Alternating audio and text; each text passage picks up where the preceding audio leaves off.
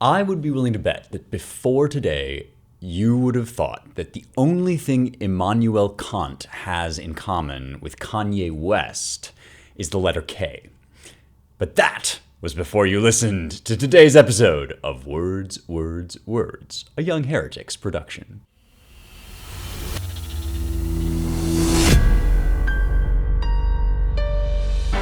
Okay, it's Young Heretics on the Road edition. If you're watching on YouTube, you will see that I am not in my usual setup, my studio, with my very sophisticated book backdrop, but rather in a mysterious, undisclosed location that looks remarkably like a hotel room. I thought we could play a little game. If you've ever seen Don't F with Cats on Netflix, it's this whole documentary about how internet sleuths figured out where this one guy was who was doing all these awful things just by looking at the sketchy, weird backdrops of his videos. So I thought we could do a game called A Book Bro Goes on the Road, where you can try to see if you can figure out where I'm at, and I will reveal episode by episode where I'm traveling to. I'm going to be traveling a lot these days because I'm out here promoting my book, Light of the Mind, Light of the World, Illuminating Science Through Faith. It comes out October 15th. We are almost there. I've been waiting and waiting to share this book with you guys. I am so excited. I think if you like this show, this is a no-brainer, this book for you. I'm maybe most excited to share it with the audience of Young Heretics because you guys have been with me since the beginning of this whole journey, this whole career journey. And this book is about a lot of the themes that we talk about on the show. Consciousness, subjectivity versus objectivity, the relationship between science and faith. What it really is a new history of science from the perspective of faith, telling the story of how this grand enterprise for human knowledge emerged out of a religious impulse and is now, I think, pointing us back to a picture of the world that looks a lot like the one described in the book of Genesis. So I would really be delighted if you would pre-order it. I'm going to drop the link, as always, in the description of the show. I'm recording the audiobook now, so that will be available down the line. But it's funny these days when you put out a book, and I had this experience also with my last book, there used to be a thing called a book tour, which had a very specific sort of trajectory, a template that you would go around and you would host events and all sorts of signings and so forth. And that still is a thing. You still can do that. But what with the digital world kind of coming really fully into the forefront of our lives, book tours have started to look a lot different than they used to back in the day. So if I had been an author like 20 years ago, this might be very different, and I might not be able to keep doing the podcast and to promote the book and share the message in so many different ways. Now it's like you come up with a book and there's just all of these different things that you end up doing and media requests and opportunities that come up, and you've got podcasts which you can do remotely, but then you've got things that you can go to for an in-person event or conversation. So there's going to be probably a fair few of these because I can't just leave you guys hanging while I'm on the road. I got to be with my Young Heretics crew, but it'll be from a variety of different locations, and I will share as I go in the next episode where I was and what I was doing so that you can keep track of the interviews I'm giving and stuff like that if you're interested in that. But I wasn't just going to pause the show or something while I jetted off around the world. I wanted to keep talking with you guys and carrying on our conversation because it's funny, this is actually this show, and the questions you guys ask is really where I get a lot of my ideas for writing and for books, and it's almost a collaborative enterprise at this point. That's certainly true as I think more about writing for my Substack and other projects down the line, and especially on these Friday episodes, these words episodes. I hope you've enjoyed them because they've been so fruitful for me. I really love getting your questions.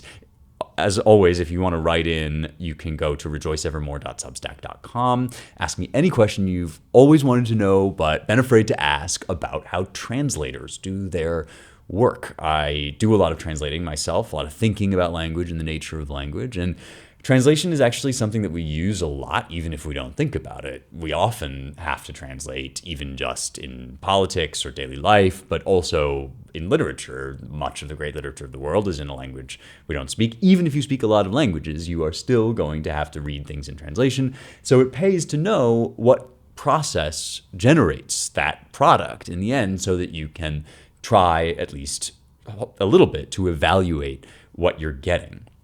And as I argue in Light of the Mind, Light of the World, and as I've been arguing on this show for some time, language is about more than just language. The world is, in some sense, created, imprinted with words in the deepest way.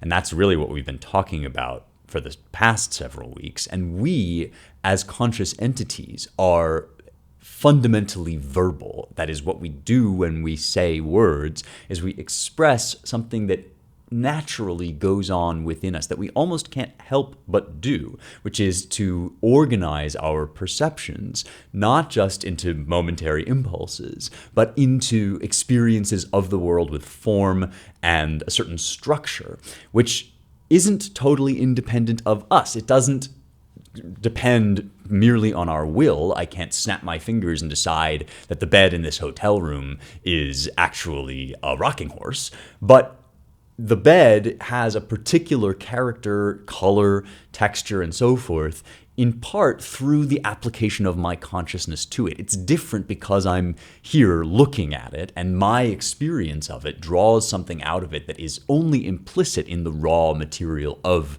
the bed itself. And I've been talking a lot about that because it says something about what we do when we use language. The words that I'm speaking to you right now are really just the last seal, the last stamp, or the way that we communicate what's going on already inside of us. So I was talking about Aquinas's idea of the inner word, the word that our intellect kind of uses to gather our perceptions into form. And he's really drawing on Aristotle here, that there is a form inherent in the world, but that it finds its proper place in our perception and in our conscious mind. So I had another question about that, and since it's right on the subject of the book, and since it's right on the subject of what we've been talking about, I thought I would just pick up with Josh's question now from Substack. And he asks about Aristotle. He asks for more on Aristotle, which I'm always happy to oblige. He says, if I've understood Aristotle's theory of translation, big if, then the outward physical form of language is variable or even outright arbitrary, but the underlying meaning is a universal experience of the soul.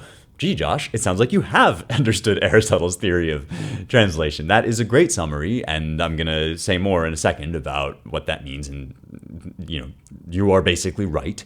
So you say, if Aristotle is right, does that prove the existence of an objective reality outside of our subjective perceptions, even if we only have access to it through those perceptions? So Josh is hitting on a really important dimension of this question that we've been dealing with, and one of the most ancient questions around.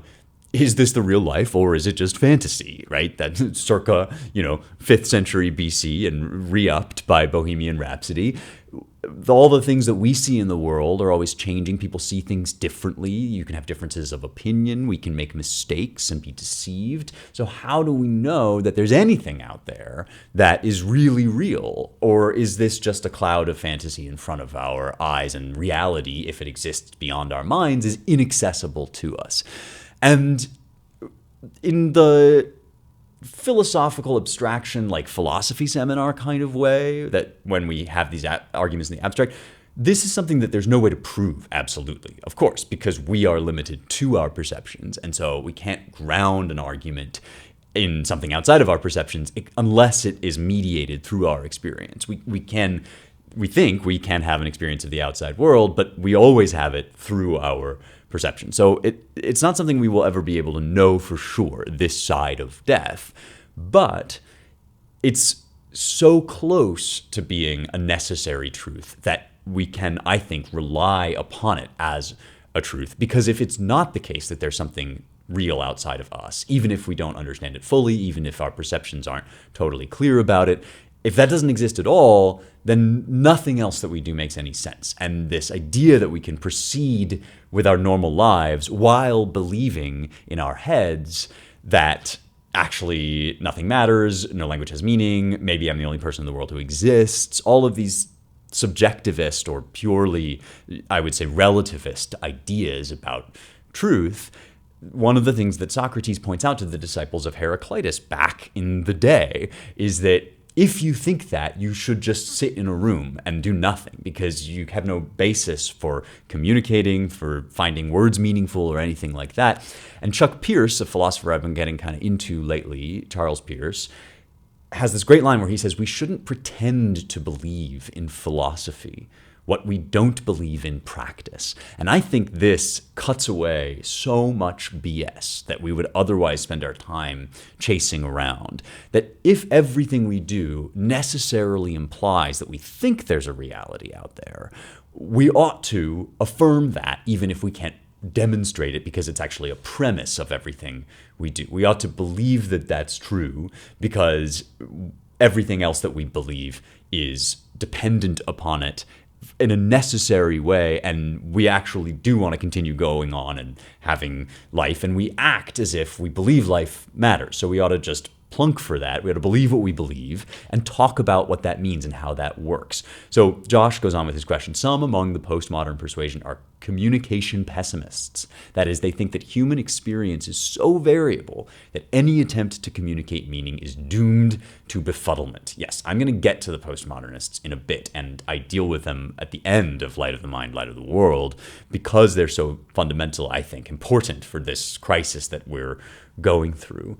But first of all, let me just say that, Josh, yes, you are onto something. Aristotle's theory of perception, which generates his theory of language, if it doesn't prove that there is an objective reality outside of us, or a real stable reality outside of us, it at least tells us with great precision and exactitude how that would work if there were. That if we begin from the premise that we all already believe that there is a reality outside of us, what is it like for that reality to make contact with us? And so first I'm going to just revisit the passage where Aristotle, the key sentence where Aristotle talks about this, and it is in the De Interpretatione, which in turn is part of the Organon, the collection of texts that kind of gives you the operating system or the manual, the field manual for doing logic.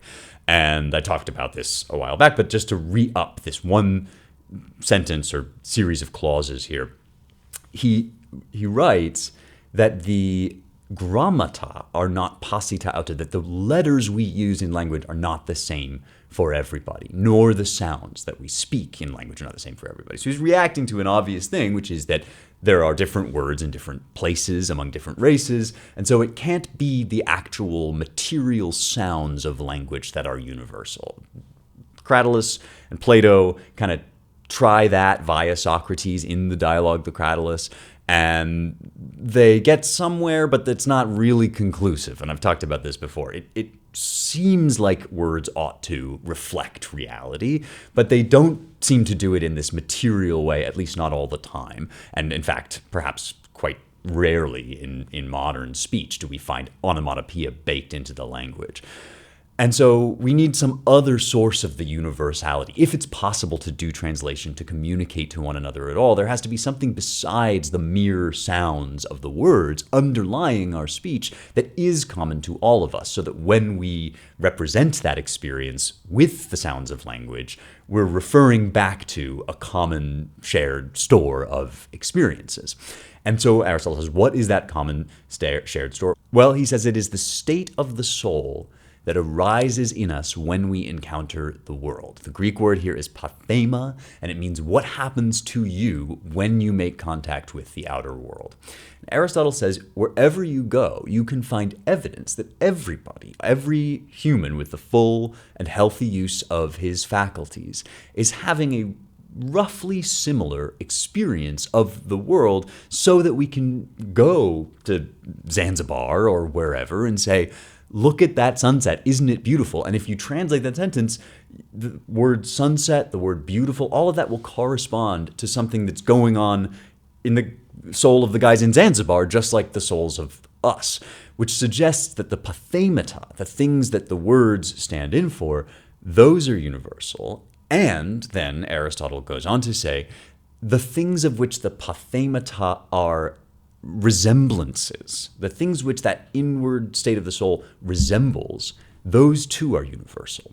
Meaning, the thing that we're reacting to is the same thing we're all looking at the same world, essentially. There's one world, not multiple, not one for you and one for me, that is affecting each of us, which means that the states of the soul that arise from our encounter with the world represent in us, they are literally homoiomata, that is, they're similar to or they look like a real world outside of us that is the same for everybody. We all look at the same world, we all react to it in the same way, and then we use different forms of language to convey that reaction. But it's the state of the soul, which is the fact that the bed looks to me like a bed, as in one among a number of categories that is only existing in the human mind, that thing is happening basically everywhere, and that's what gives rise to language.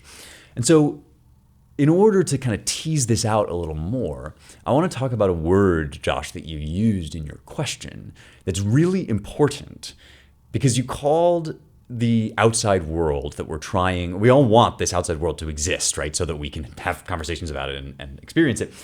And part of the problem is we use this word objective to describe what we're hoping for. We're hoping that the world will be objective.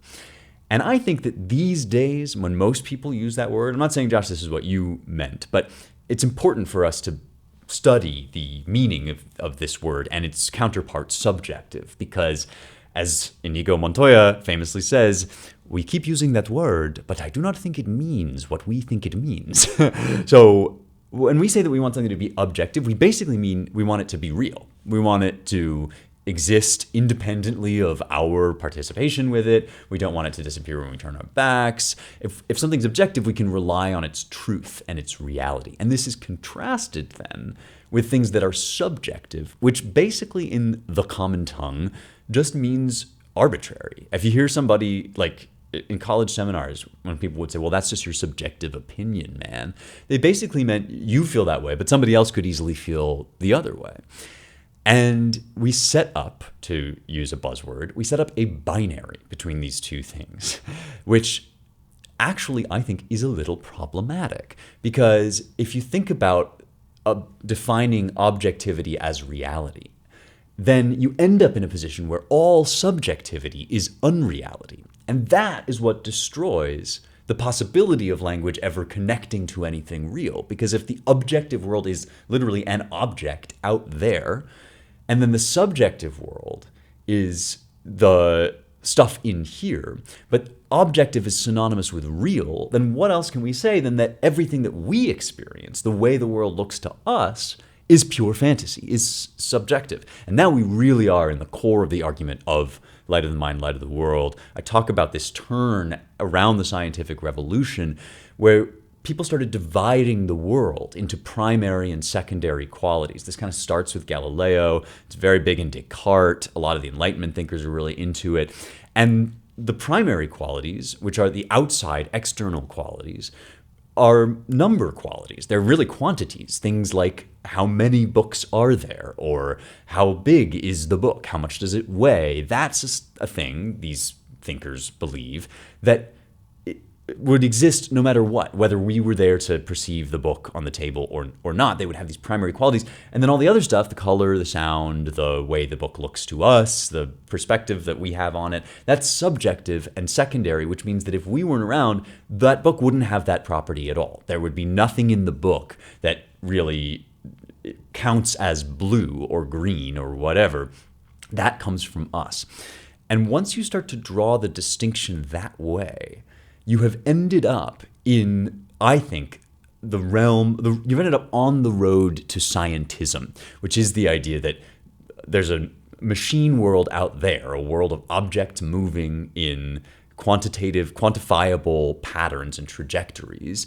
And then there's whatever's going on in here, which is mostly hokum, except that for some reason we have this access to the quantities. We have this access to the numbers. And this part is always left a little bit fuzzy, because how exactly is it that we're able even to measure things if we have no access through merely human perception to pure ideas? Descartes thinks we can just get the ideas purely, but as we've seen, we always mediate our experience through the senses, so this is a little bit dicey. And you end up in the modern predicament where we think of the world as this dead thing outside of us, and we think of ourselves as kind of accidental or superfluous. And really, truth would be if we could just clear ourselves away. And this, for one thing, is not what Aristotle is different from what Aristotle is saying. But secondly, is actually quite different from what the words objective and subjective initially meant. So these are Latinate words. They come to us through Latin, and they use two different prefixes, ob and sub. And iaceo in Latin means to throw. So that which is iactus or iactatus is thrown. And so the subjectus is that which is thrown underneath, that is subordinate to something. And the objectus is that which is thrown at, that is exterior to us. It's the object of action. Whereas the subject is that which you have, if you think of it as that which is under your control, then it's your selfhood, right? It's your willpower. And what's really interesting here is that in medieval philosophy and the Latin of the medieval philosophers, subjective actually means real and objective means sort of secondary. And that's because when they talk about subject, they're talking about the really existing entities that we might use as subjects of sentences. So, for example, the name Kanye West it refers to a subject, a man, a person that we can say things about. Kanye went and did this. Kanye has this color skin. Kanye makes these kinds of songs. All of those sentences rely on the existence of a subject called Kanye. But now think about Kanye as a man, right? We're really talking about man as subject. And contrast that to the word husband. So Kanye was once a husband. So then when he was married to Kim Kardashian, he was both a man and a husband. But he was a husband in respect of the person he married. That is, in respect of the object of his act of marriage, which was Kim K.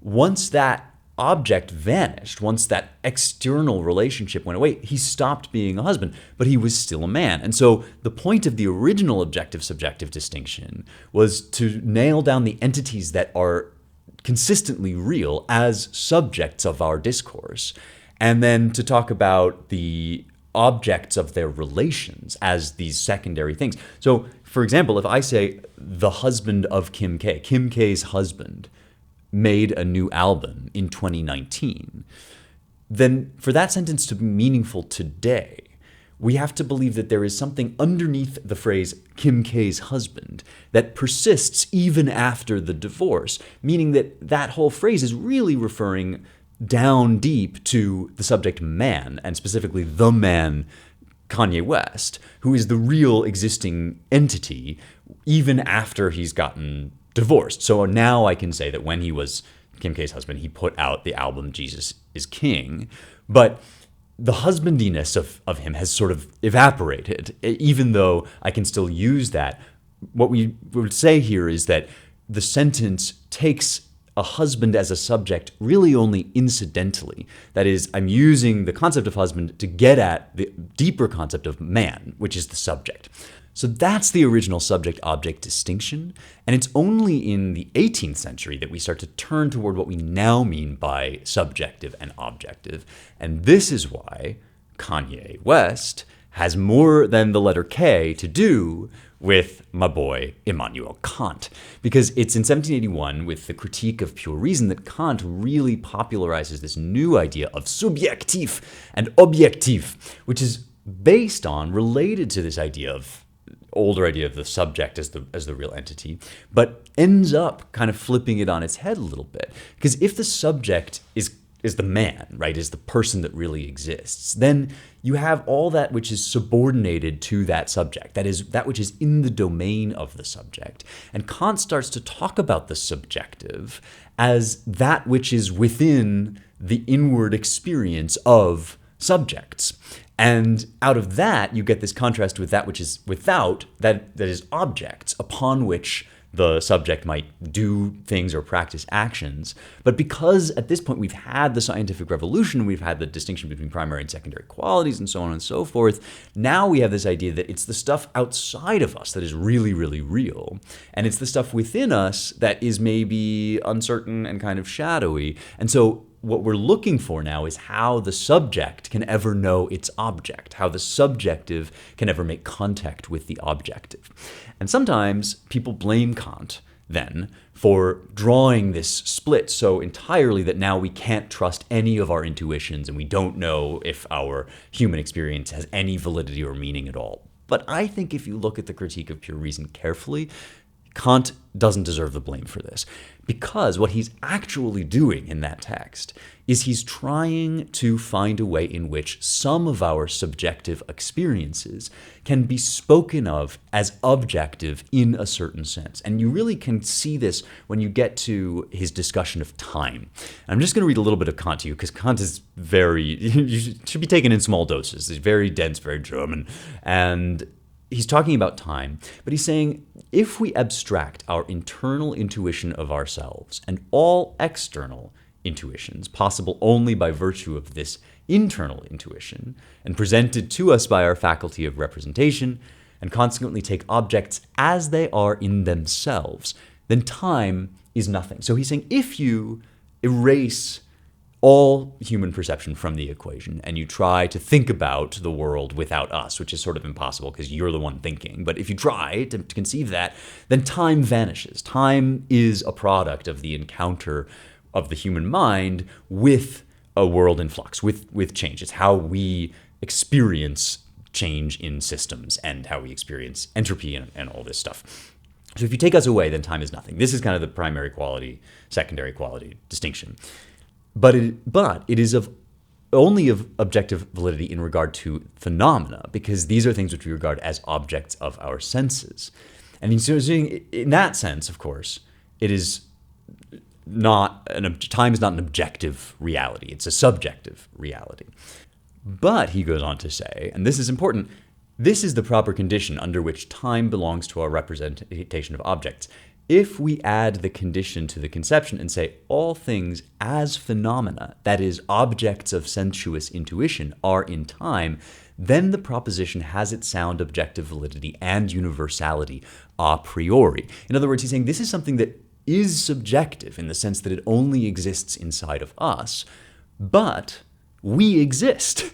And so since we always experience time, since we can't help but experience time, time is an objective feature of the world that includes us. We attribute it to the world, but then it really has it because, importantly, it's a fundamental part of the structure of our consciousness. It's inherent in seeing and experiencing the world that we see and experience it in time. And so if we are in the world, then time is in the world. That's not true, for instance, of the novel Brothers Karamazov. It's not the case that once humanity came into existence, then the novel Brothers Karamazov came into existence. There are some things that are subjective, much more in the creative, original sense of like one person came up with this idea. But there are some subjective things that hit this kind of Kamala Harris Venn diagram overlap between subjective and objective, where the objective world outside of us makes contact with the subjective world. And that subjective world, inherently by its very nature, in order to experience things, grants the objective world a kind of form that takes shape in our consciousness. And that is what Aristotle is talking about when he talks about the pathemata. Kant is really what he's doing is he's resurrecting this Aristotelian idea of the pathema of the soul as the last tip of the iceberg of the objective world. If you think of the soul and the objective world, or the outside world, as these two kind of growing things that come to meet each other, they make this contact at the experience of the world that we have that we cannot help but have. And that's the universal thing that we're referring to with language. And this saves us from, as you perhaps indicate, Josh, our friends, the postmodernists, people like Derrida, for instance, and Foucault and Lacan, who want in some way or another to get away from this pure idea of objectivity and retreat into pure subjectivity. If the scientists, that is those who practice scientism, want to take the objective world and separate it out entirely from the subjective world and just look at it as this dead machine. The postmodernists want to basically tear the Venn diagram apart in the opposite direction. They want to take the subjective world and make it all that there is and make it bear no relation to the objective world. And so one thing I discovered as I was researching my book, Light of the Mind, I've never thought of the postmodernists this way, but I think this is right. The postmodernists and the scientism stands are kind of two sides of the same coin, and they're both trying to rip this Venn diagram apart.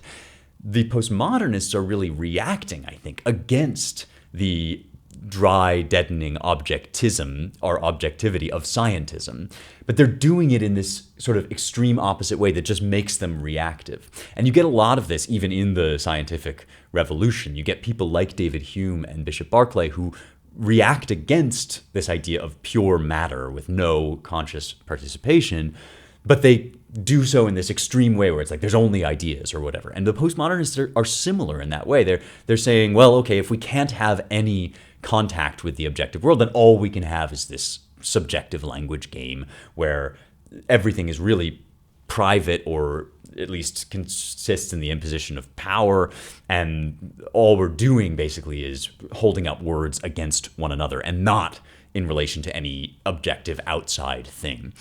And I am proposing to you, and I think Aristotle is proposing, and I believe a careful reading of Kant also helps us to understand that that little sliver of contact between the objective world and the subjective world is actually everything. It's where whatever is out there, the numinous, the particles in superposition, the stuff that our minds are not set up to conceive, the formless void that only God can dwell upon, it's wherever that meets with this thing that we are and can't help being, which makes shapes and form and time and location and even position in space and even those primary qualities that we thought were so objective, even those come with us into the meeting with the outside world, and you get this overlap where the world is born. I'm recording this podcast. My buddy Brian Keating pointed this out to me. I just went on his fabulous show. He's this world-class cosmologist, and he had me on his show. And he pointed out to me that Rosh Hashanah is not only the Jewish New Year, or one of the Jewish New Year festivals, and commemorates the sort of period of introspection and repentance that leads to Yom Kippur, but it's also the commemoration of the creation of Adam. And the awakening, the biblical word for it is the day of the blowing of the trumpets and shouting to awaken Adam from sleep. And it's really fascinating to me that in some of the Talmudic literature, that moment is very tightly yoked to the creation of the world itself. And my book is really all about the fact that those two things are two sides of the same coin, that when the first human eyes open upon the world, it takes on the shape that we mean when we say the world, when we talk about the world. Everything that exists, we talk about the thing that is born in the encounter between our consciousness and what's out there. That is the pathema of the soul. That's what Aristotle's talking about. That's the inward state of which words are representations, and the word kind of communicates that to our fellow man, but the inward state communicates to us that the world outside of us is real and is the same for everybody, and that is why we're able to use language. All right. Great question, Josh. I really love talking about this stuff, if you can't tell. And as always, I'm so grateful that you're here. I'm glad that we can be in contact even as I travel around. I'm glad that you are still listening and supporting. Thank you so much for doing that. If you would, just pre-order the book, share the show, all that good stuff, and write in to let me know where you think I am. I'll let you know next week when we talk about more truth, beauty, and the stuff that matters.